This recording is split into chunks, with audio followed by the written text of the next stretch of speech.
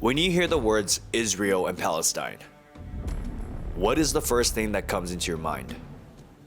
War, Zionism, oppression, terrorism.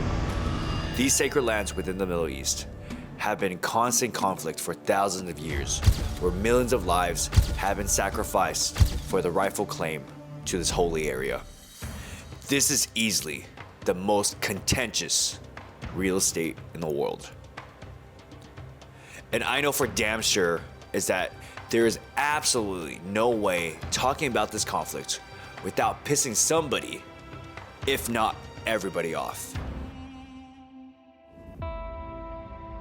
We obviously know there are many questions and debates regarding the sacred lands and the culture surrounding this area.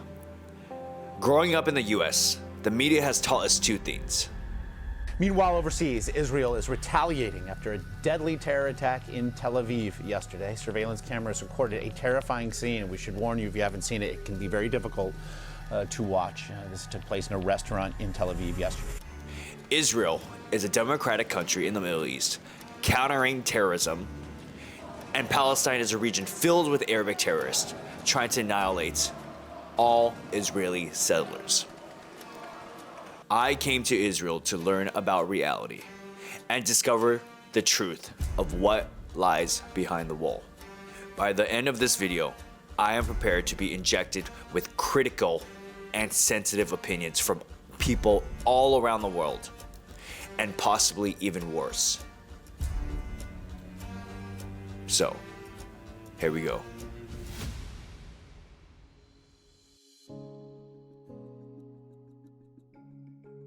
We just got to the airport, the Taipei International Airport in Taoyuan, and then we're gonna be boarding to Dubai and transferring to Tel Aviv, and the adventure starts. It's kind of getting late right here.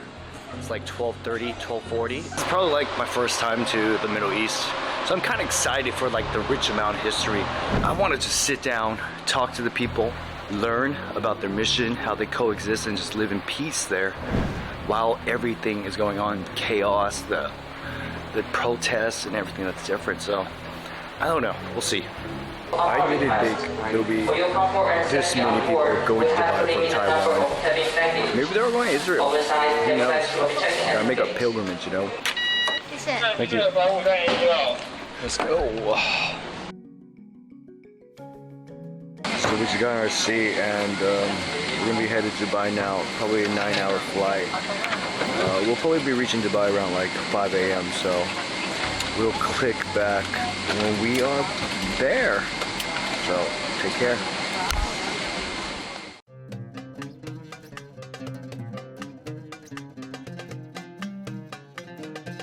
Okay, so we just landed in Tel Aviv, 10:30.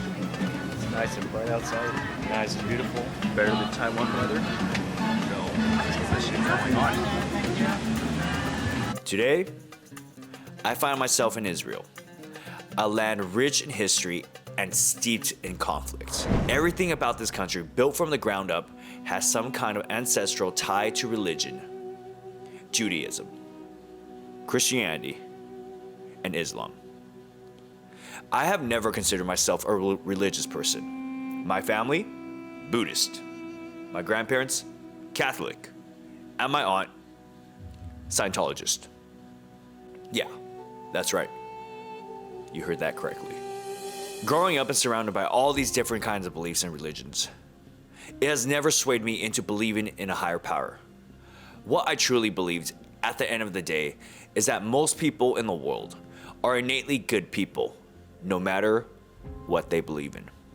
I've always been a person that liked to live on the edge, constantly exploring the crevices of the world, questioning the sense of reality when completely living in doubt. I just wanted to discover the truth of what is hidden between each wall. Just because I was raised outside Judaism or Islam, I have no particular attachment or loyalty to Israel nor even Palestine. But that doesn't mean there are people in the world that would just hate me due to principle. I know that, and I hurt them all. But the current situation of Israel, I never really knew what to think of.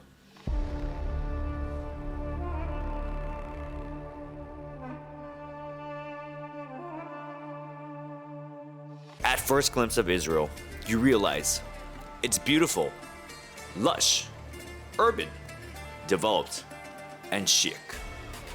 It's like Los Angeles, but only way more expensive and exotic. But once you walk around and explore more, you begin seeing more cameras, armed draftees, stoic police officers, and maximum security. That's when you start getting an idea of what is happening here. So you guys are military, right? And police. Oh, and police. Oh, so are you? Oh, you're serving right now, right? So it's like 2 years. 2 years and 8 months. And then you go to Thailand after. Of course, I know. All right, you take care. Oh my God, that is good. It's my favorite one. Oh, is this? It's the best halwa in the world. That's halwa. Is that a dessert? Yeah. Oh, okay. Okay. Damn. What? Food is an incredible power. It can transcend boundaries, bridge divides, and bring people together in ways nothing else can. All right, there's so many fruits, so much pastries, so much different types of delicacies here.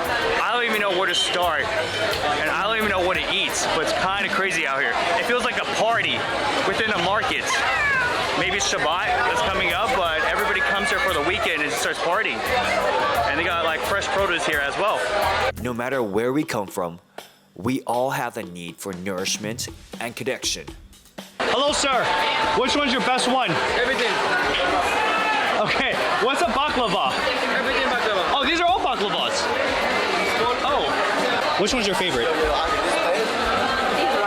Okay, I'm gonna get whatever you're having. Okay. The magic of food is on full display here, as Israelis and immigrants from various backgrounds come together to savor the flavors of their shared homeland. What's your favorite? My favorite? First of all, this is the king. This is the king. Yes. And you have that one. Ice lemon mint. Smell. I want to smell. Oh my God, that's fresh. That's so fresh. And I tell you a secret, but just for you. Okay, what's the If you secret? want the best, don't just in hot tea and iced tea.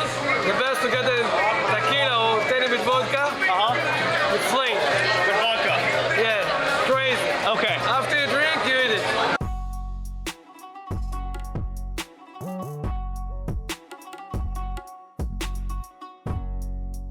Oh, thank you so much. So, do you enjoy living here? It's my favorite thing ever. Better than America? So much better. That's what I've been telling people. It's like, you see, I have like food in my teeth. Like, you see the energy here? Yeah. Every day. It feels a lot more lively. Every day people are like so excited to be here. It's crazy. I know. And that's how I felt here. Yeah. And I think like, okay, so me coming here, of course I'm on Twitch, right? Yeah. A lot of people are like, oh, it's really unsafe here. It's really, but so far I feel like it's, You feel so safe. yeah, it is actually really safe here, right? Yeah. Of course, there's like some stuff that happens, but. Go in there? Okay. Okay, I will. I will. I see it. I mean, it's right there, right? The dome? Yeah. So they intercepted it. Oh.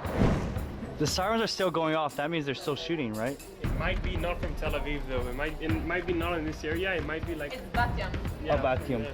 To truly understand what is happening between Israel and Palestine, I want to actually see the lives of the Palestinians within Ground Zero and listen to the stories that they are subjugated to. I heard it's very, very conservative and traditional there, so we gotta kind of behave a little bit, but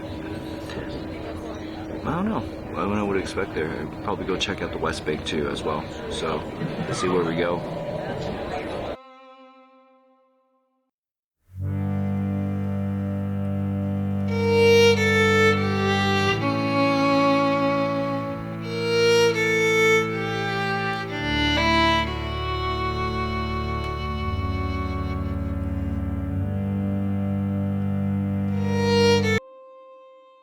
All right, guys, we're here at the Old Western. I'm in the Old Jerusalem area, and we met a new friend called Benny right here. Hi. And this guy is kind of our tour guide in Jerusalem, and he's just telling us all the history about Jerusalem, about Shabbat. Because this weekend we'll be headed to Shabbat, join his family for dinner. But Love to have it. unfortunately, like most other content creators, we cannot stream Shabbat, or nor can we videotape it. So so far we're just gonna go in, explore the Western Wall together with Benny, and later tonight we're gonna join his family for dinner. So like Israel, it's kind of crazy though, right? I mean, it is crazy, but I like it. I like the environment in general. Do you? Like, I grew up here. It's not like I have a choice, but I like it in general. And you have like a lot of like Palestinian friends too, right? Or like just people in general? People I know, usually not like very close to, but yeah, like a hi here and there, like high fives, things like that. Yeah, because usually you don't go to school like with Palestinians together. Yeah. Just because it's divided over here, which I think is something that should be worked on. They should do something to actually correct that, because I think there would be much nicer. How do you say? Uniformity. Camaraderie. And camaraderie between people if they grow up together, if we experience things together. I think a lot of the conflict is because everybody has their own life and everybody has their own stories about each other, which are either false or right. But when you grow up together as friends, so usually that can that tears down all the walls, and people are like they work together, and they're like they don't care about like. My personal opinion is also that I just like a person as he is a person. I don't really care if he's Palestinian, Jewish, and so like I see a person, I say hi, nice to meet you, I'll be great to be your friend. Not more than that. Like I don't. Afterwards, everybody has their own like background. Yes. Palestinian, Jewish, and stuff like that. It's very interesting to hear, to go back in time and like hear where everyone's from. But that's not my first. How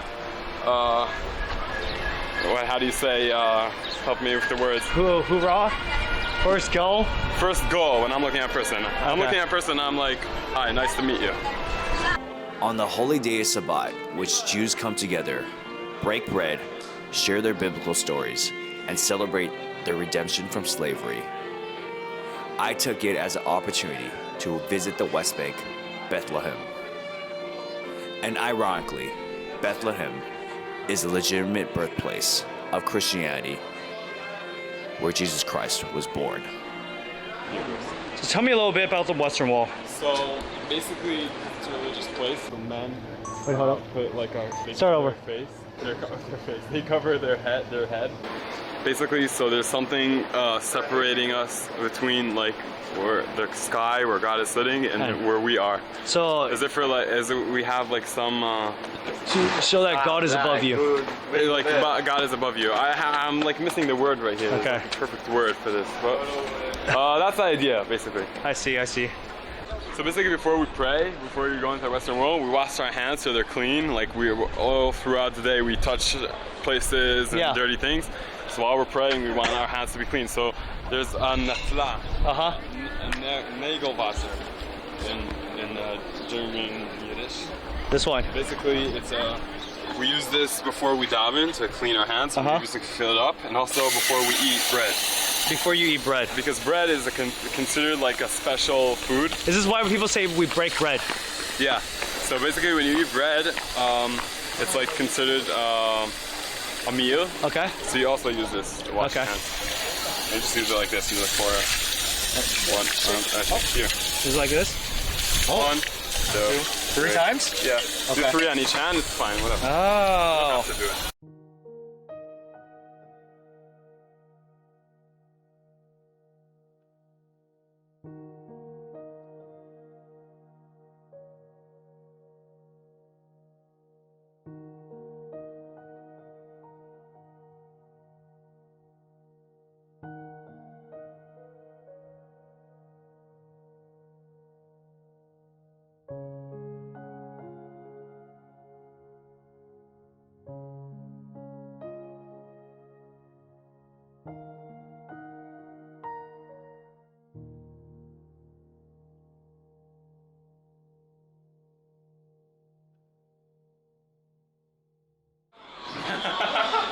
Okay, so basically we're in Via Dolorosa, and this is the road that Jesus walked through before he got crucified.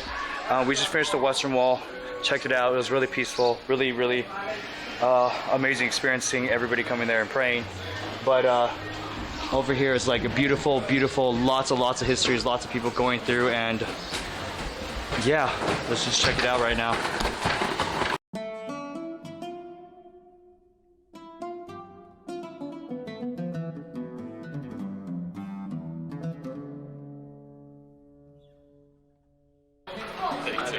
Alright, so we're in the market right now. You see all the spices and everything. And it seems like it's pretty similar, all these markets, even the smaller alleys. It's like Mechene, Yehuda. They have a lot of these spices, a lot of fruits everywhere. But the thing that's different here, they have like these incense where I guess it's more religious here.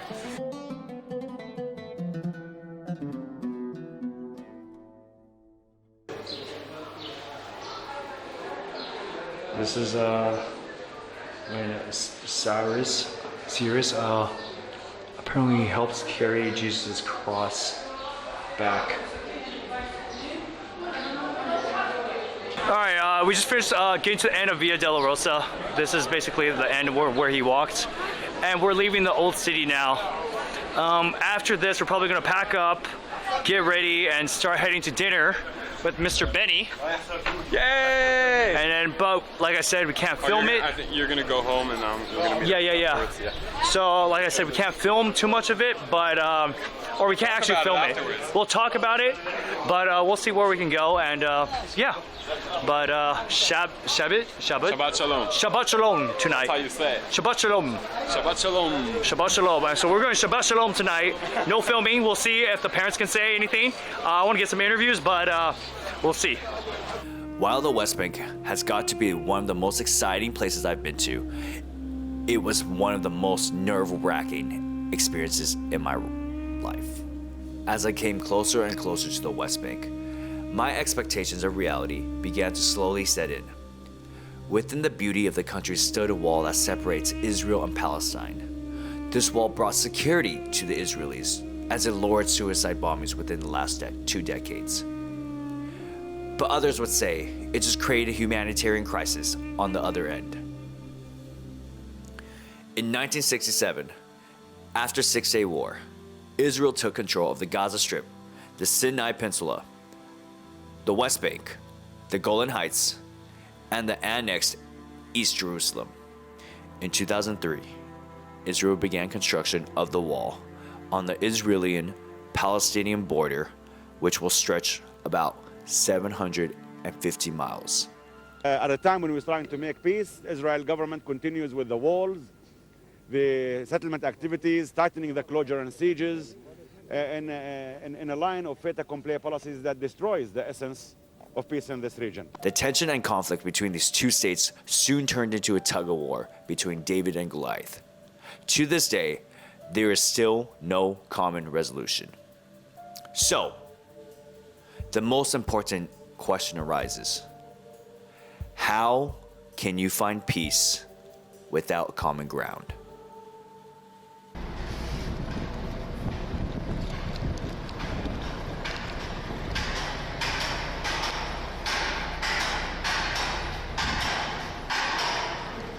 Interesting.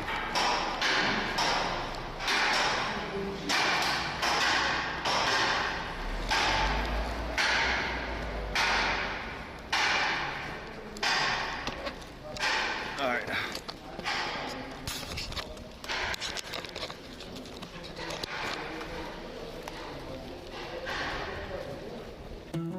As I proceeded through the cold concrete corridors to the West Bank, there were no security checks entering the Palestinian area.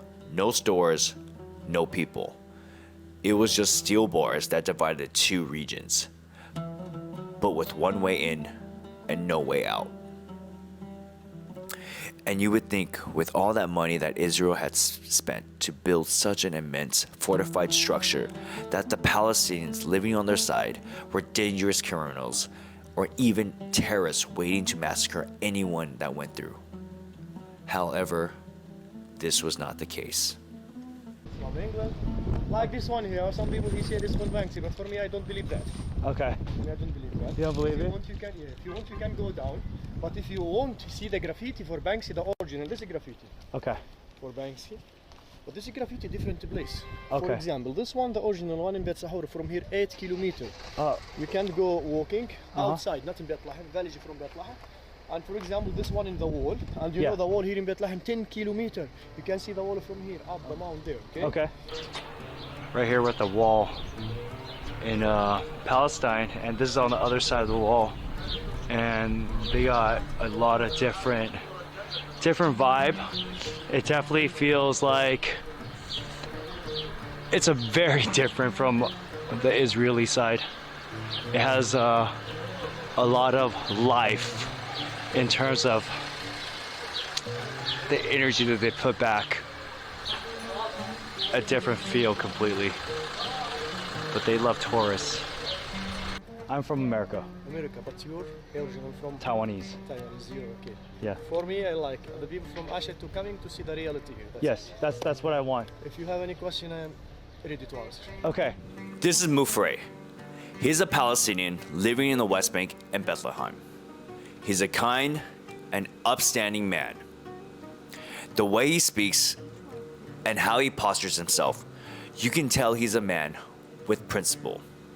He takes tourists traveling from Israel around the West Bank and explains to them the history behind each mainstream attraction.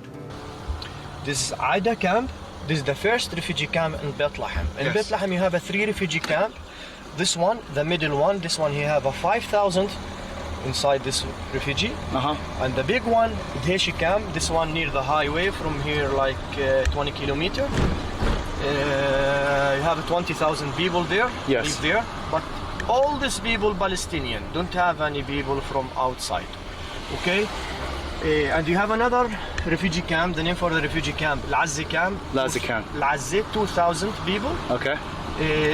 All these people here don't have a work, don't have a job, don't have a passport, okay? You can see the big key.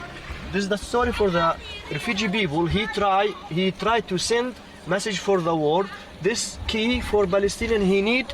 If you want to get, we can stop by here. He tried to send the people from the world He tried to back his city from Israeli inside now. Whether you argue the walls for security of the Israeli people or the division between two different states, seeing the concrete wall in person spoke a more telltale tale. It wasn't about safety or security. It was more so a literal imprisonment of an ethnic group. Jewish he separate, he's scared from Palestinian. You know why he's scared from Palestinian? Anyone I'm from Palestinian, I go to America, for example, for steal your house by force. After that, I am all the time scared. The same for the Jewish people. He's scared. He's scared. Why? He steal my land. He steal my house. He steal my life, my dream, everything. And after that, he all the time is scared. Okay, look, before 40 years, Palestinian in the world map, but now Palestinian outside, just Israel. Yeah. This is unfair. But I am coming every day. I'm coming from sky every day. I'm born here. Yeah. I live here. Okay. But I don't know. I don't believe the word now. You know why? The people from the world, he know the reality. But he can't do anything about Palestinian. Yeah. Why? All the government from the world, he support Israel. And he knows Israel not true. Yeah. And he support Israel. This is not good. Look for the world now. All the people, all the country from the world, he support Ukraine. Yes? Yes. Okay, what about Palestinian? Ukraine people and Russia people, just 1 year. Just 1 year occupation, okay, and the war, okay? Palestinian before 73 years down the occupation. But nobody talk about Palestinian. The checkpoint, you from America, you coming easy, yes? Right. From America, just show the passport. Oh, from America, strong passport. Yes. Okay. For me, if I won't go to the mosque, my mosque, the Dome of the Rock in Jerusalem, I need permission first from Israel.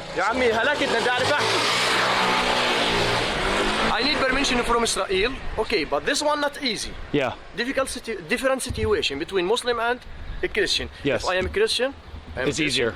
Not easier, easier more than Muslim. Okay, if I am Muslim, he know I am Muslim or a Christian. Yeah. My idea, I have some science, is Muslim or a Christian. If I am Muslim, he ask me many questions, and after that, the black soldier from the Jewish people. If he don't like me, he tell me I don't like to give you permission. Okay, different. Okay, you know what I mean by black soldier? Black soldier is coming from Eritrea or Ethiopia. Okay. Okay, and he still my house, and he can kill Palestinian just for money. This is bad. I know this is dangerous for me. This interview dangerous for me, but I don't care. I try to send my message for the world. Okay. You my message. That's it. Okay, if you want, we can go inside the refugee camp now. Okay, yeah, let's go. Okay. Being in ground zero of the refugee camp felt surreal. With 6,000 people displaced and needing to be resettled in an area far from their home can create a feeling of hostility and hatred. The underlying perspective of resentment can be understood when walking in the shoes of the Palestinians. Help for the hospital. Yeah. Hospital for from United Nations. Yeah. UNRWA he helped. UNRWA he helped Palestinians, but all the money from Saudi Arabia, not from UNRWA. And you have a new school. This is a new one, an amazing one for the refugee people. You know, the refugee people, everything free. You don't have money, don't have anything, like poor people. And I try to tell you something. This is a mosque for Muslim, and up from here, like 200 meters, you have a church for the Christian people inside the refugee camp. Yeah. Okay, but inside the refugee camp, before the wall. Now the wall, he changed everything. Nobody from a Christian people coming to pray in this church. Yeah. Okay, but for the Muslim people, every 5,000 people, you have a mosque.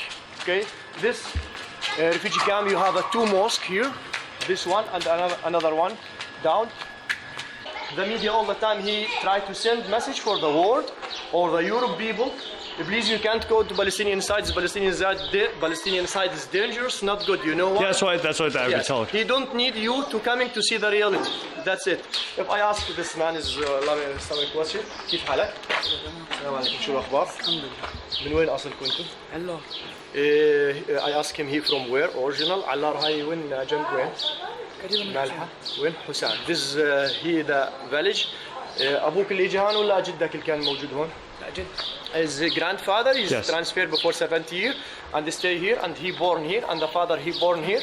Okay, but the grandfather he born in Allar. This is the name for the village. This is Allar. This is Allar near the Nil Gilu settlement. Yes. Okay, but these people he don't have a job. بتدرس أنت؟ وين هان في المخيم ولا برا؟ He study inside the refugee camp here. Okay. أبوك بيشتغل؟ شو؟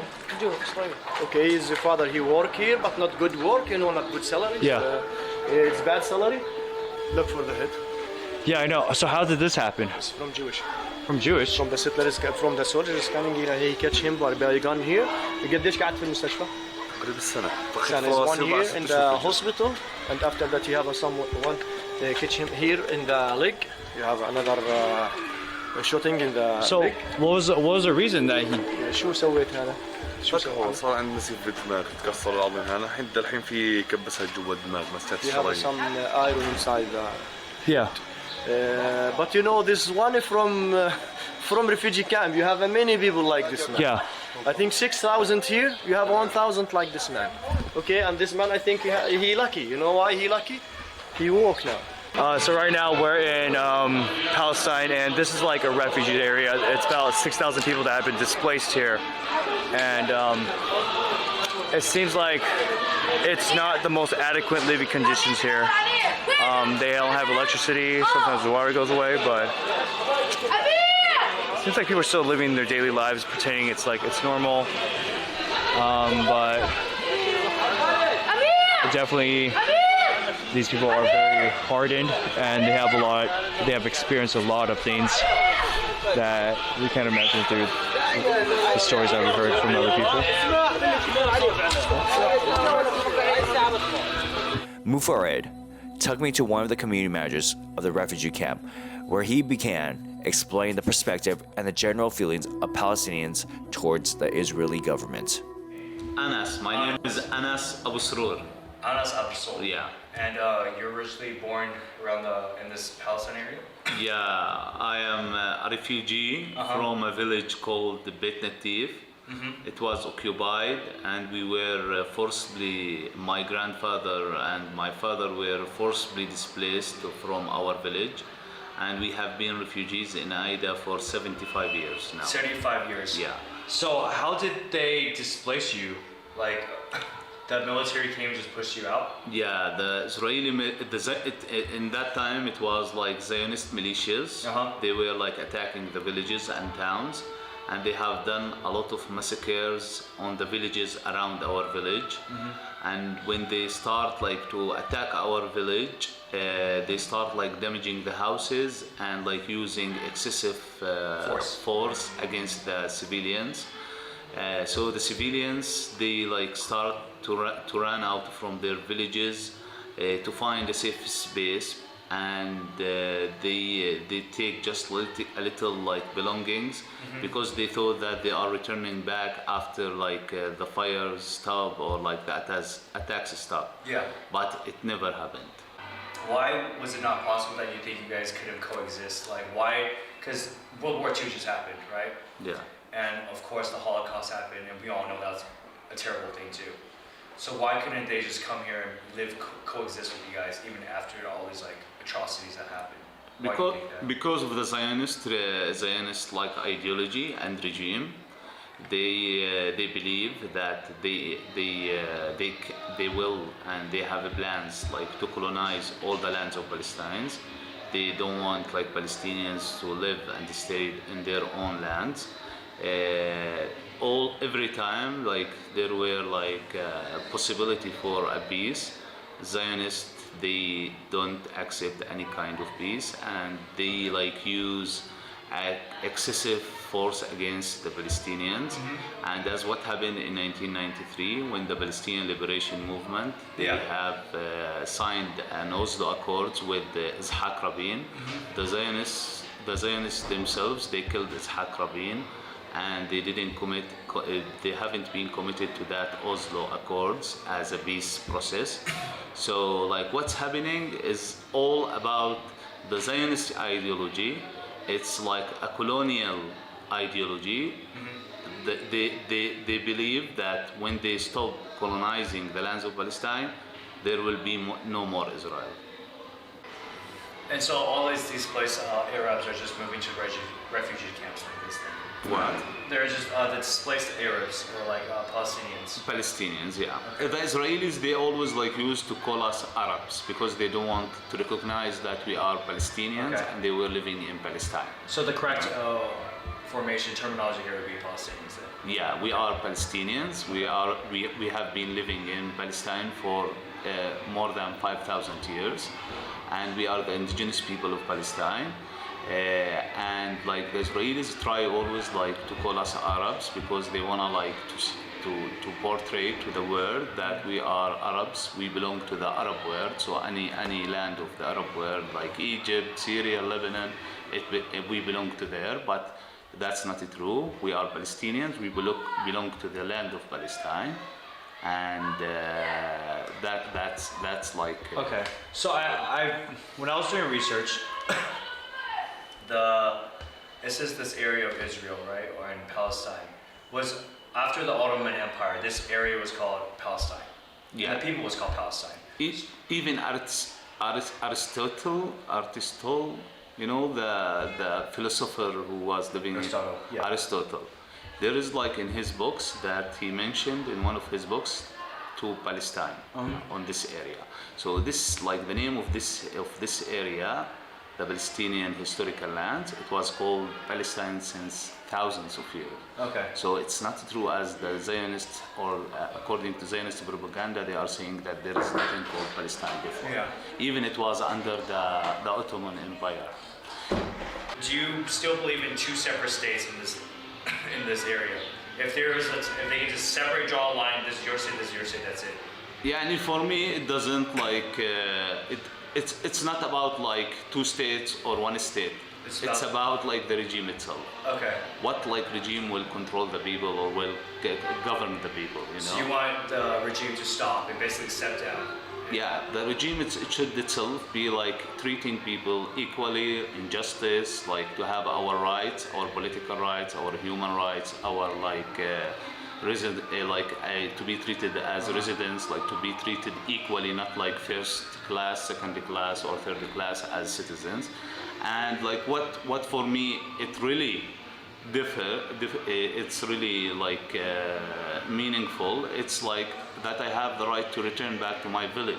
I don't want to like to be a refugee all my life, living in a refugee camp in an overcrowded area with very limited access to my resources, you know? Yeah.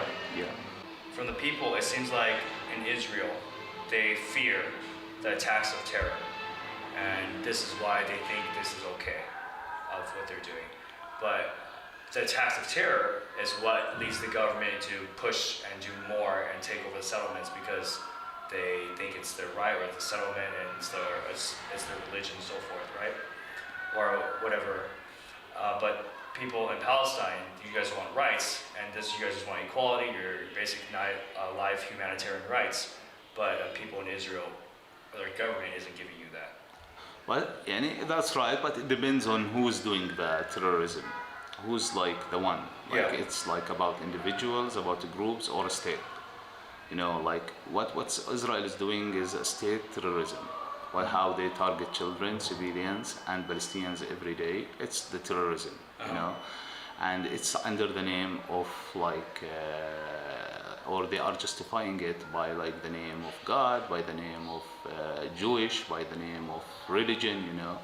But that's not true, because what they are doing is terrorizing the Palestinians to keep them subjugated and to force them to leave this land. They don't know like that we have like very strong connections with this land, and this is our land, and we believe that it's our land, and that's why we are not leaving. You know, so like if they are talking about terrorism, who's like they are blaming as a terrorist, like Hamas? I guess they're saying or jihad, or like who's like movements. These movements was established in 1980s. In 1980s, they were created because of the occupation, because of the colonization. It wasn't established because of nothing, you know. So I got to the point. It's that it's because of occupation and this, and they want to push them back out. And I'll say those. I wouldn't call them Palestinians. I would say. Let's just list them as Arabs. Is that a better way of putting it? What? The terrorist groups like the Hamas and the jihadists. But okay, you are like calling them terrorists. But why you are calling them terrorists? Like what happened in like? I think it was just how Americans phrase it, because they are doing that wrongly, because like Hamas, they are like according to the international law, because the international law who is legalizing the resistance of any occupation. So what Hamas is doing, it's like under the international law, they are like fighting back the occupation and colonization. So according to the international law, it's like legal to resist the occupation in any means, you know? So as long as we are under occupation and colonization, this is a legitimate to Palestinians to fight back. So all of these movements, they are like freedom fighters. They are not like terrorists. It's like something different. You can't like compare what Hamas is doing to what like ISIS is doing, because ISIS, there's no occupation, there is nothing there, but they wanna like just to control, like by using like different means to control on that lands. But what happening to Palestine, to Palestinians, they are under occupation, and this is what the international law is saying about what's going on in Palestine, that we are under occupation, you know. So according to the international law, like resisting the occupation in any means, it's illegal. So why they call them terrorists, you know? The words should open their eyes and see the truth and see the reality. Come to Palestine and see what's going on Palestine. Come to see the separation wall. Come to see the refugee camps. Come to see the checkpoints, the Israeli roads, the daily violence that Israel is using against Palestinians. Go to the checkpoints and see how many, like thousands of Palestinian workers, they are like treating in a human way like while they are like just wanted to work to feed their families. Why we are until today in the second or third millennium, we are still like living in this harsh conditions and under colonialism. These stories told helped an outsider like me understand the hardships of the Palestinians and what they had to endure for the past 75 plus years. Time has not been a healing force in the Middle East. It is not likely to be one in the future. What's going to happen to these people here? Can they find jobs? I don't see any jobs so far. Many of these people just wanted to coexist peacefully. However, the indifference between the Israeli and Palestinian government never found a common ground, which eventually derailed all talks and pushed the conflict to what it is today. In the heart of the Middle East lies a land steeped in history, controversy, and unresolved conflicts. Palestinians, a land caught in the crossfire of competing narratives, has been a source of tension for decades. The Palestinian territories bear the scars of a long-standing conflict. Decades of political strife, territorial disputes, and the security concerns have led to a deep divide between the Israelis and Palestinians. To gain a deeper understanding, we turn to the Israeli citizens whose lives have been intricately intertwined with the conflict. What's your name? My name is Amber. And how long have you been living here for? Since 2015. 2015. My name is Yofiel. Yofiel. Yeah. And how old are you? I'm 48 years old. 48. And you've been living your whole life here? All my life in Israel, just in Israel. How do you traveling a lot of my life in a lot of places, but my hometown is Israel. My name is Ethan. Ethan. Oh, that's cool. My little brother. Ethan. Yeah. Oh, that's my little brother's name. My last name is Mites. Mites. Yeah. Ethan Mites. Ethan and Mites. You're from Israel, right? Yeah, I'm from here. So what's your name? Ilam and I'm Yali. Ami Ali. Yali. And how old are you two? I'm 13. He's 14. Okay. And then you guys, do you guys learn about like the conflicts at school? No. No? They don't teach you it? No. Well, we have one teacher, Shuki, who he teaches us like the culture in Israel. Yeah. And history, and he teaches us a tiny bit about like justice and not directly, but he teaches us like a tiny bit. So a lot of things, I guess the education steers you more towards like why you guys did it in terms of the justice? It's more like about, he's showing us like all kinds of different stuff, like from the Bible about justice and about the judicial system and stuff like that. So like because of, it's kind of hard to miss that there's like a big political situation, he talks a tiny bit about it. Yeah. But like it's not nowhere in the education program, he like does it kind of freely. So what have you learned about it? Well, like from him or from yourself? About like the Palestinian-Israeli conflict? Yeah.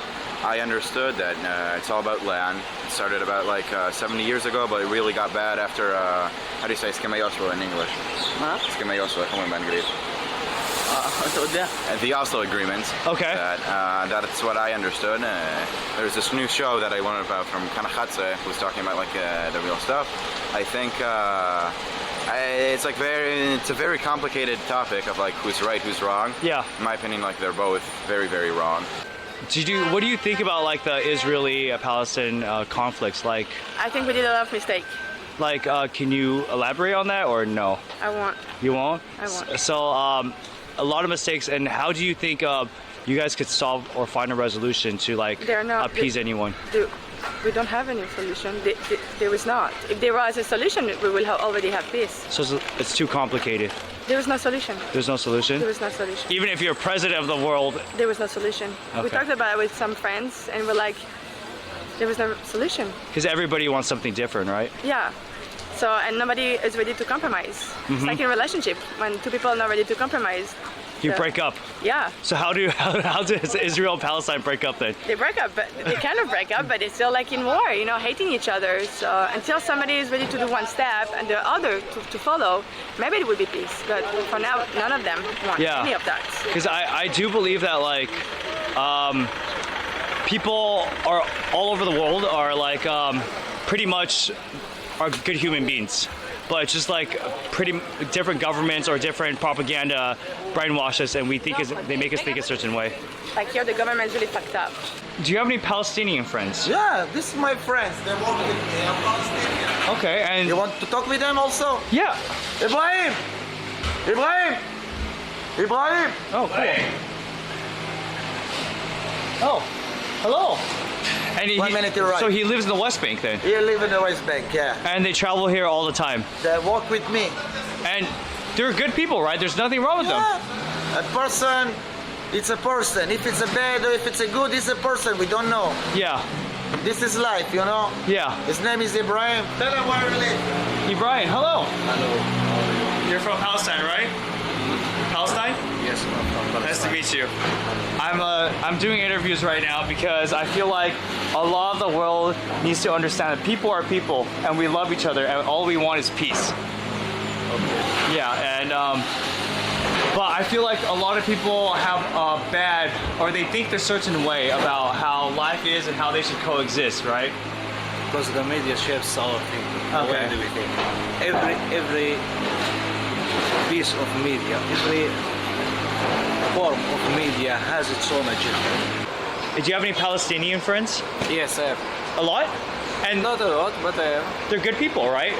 Yeah, it's a people. They're people, you know. Would you say that your perspective from them is a very different? No, I don't think so. Why is that?